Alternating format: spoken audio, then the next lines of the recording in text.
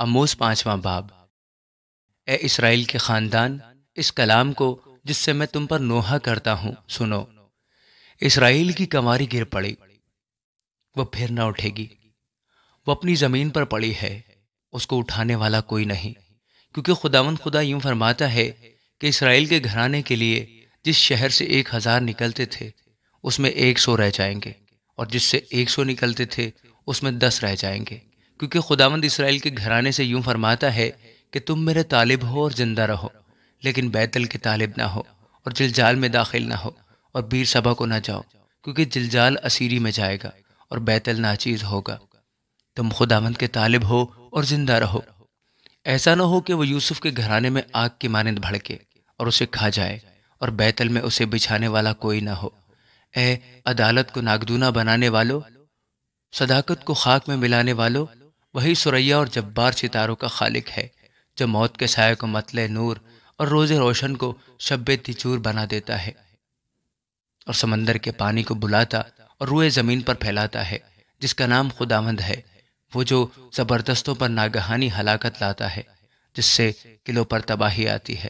وہ پھاٹک میں ملامت کرنے والوں سے کینہ رکھتے ہیں اور راست گو سے نفرت کرتے ہیں۔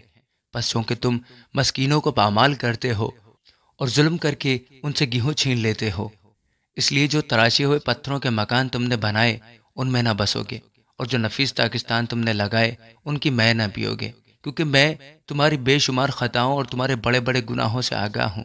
تم صادقوں کو ستاتے اور رشوت لیتے ہو، اور پھاٹک میں مسکینوں کی حق تلفی کرتے ہو، اس لیے ان ایام میں پیش بین خاموش ہو رہیں گے، کیونکہ یہ برا وقت ہے۔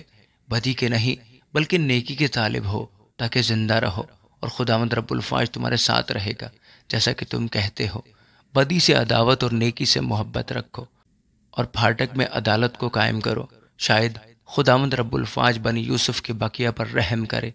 اس لیے خداوند خدا رب الفاظ یوں فرماتا ہے کہ سب بازاروں میں نوحہ ہوگا، اور سب گلیوں میں افسوس افسوس کہیں گے، اور کسانوں کو ماتم کے لیے اور ان کو جو نوحہ گری میں مہارت رکھتے ہیں نوحہ کے لیے بلائیں گے، اور سب داغستانوں میں ماتم ہوگا، کیونکہ میں تجھ میں سے ہو کر گزروں گا۔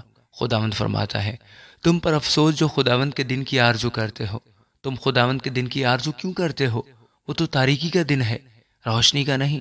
جیسے کوئی شیر ببر سے بھاگے اور ریچھ اسے ملے، یا گھر میں جا کر اپنا ہاتھ دیوار پر رکھے اور اسے سانپ کاٹ لے، کیا خداوند کا دن تاریکی نہ ہوگا؟ اس میں روشنی نہ ہوگی بلکہ سخت ظلمت ہوگی، اور نور مطلق نہ ہوگا۔